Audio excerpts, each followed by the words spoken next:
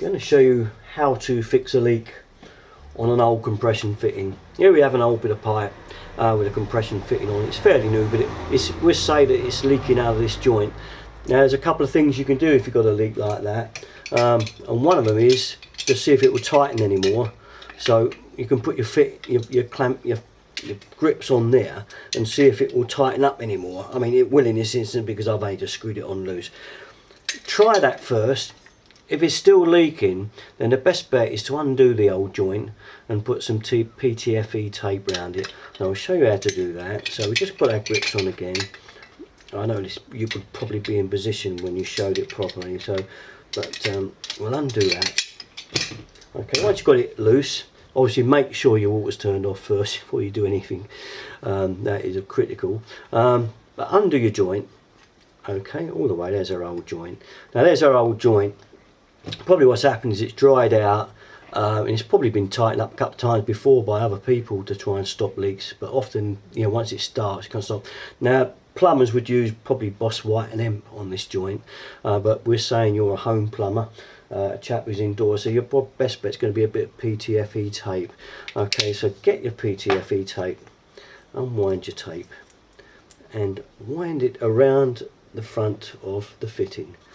Okay, around the front of the fitting like that, a few good turns of it, okay, like that, and just in front of the olive. Okay,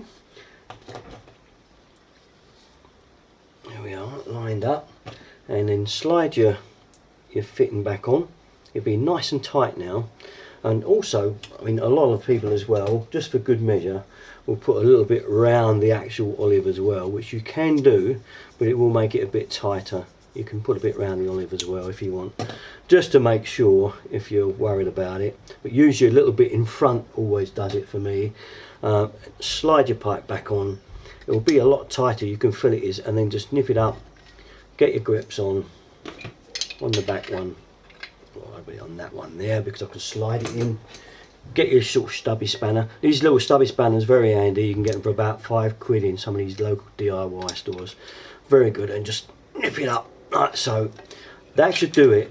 Turn it on and try it. Usually that does it, but you can see why that one's warm, because the thread on that side is closed up a lot more than the thread on that side, even though they are slightly different union nuts, I know, but that would normally do the job. The other thing you could do if it leaked, it'd be to cut that olive right off with a saw. Take that nut off and put one on the same type of nut, with the Connex nut on that side, because that's a different type altogether. But this is the sort of thing you'll come up against when something's leaking, so it's something worth trying.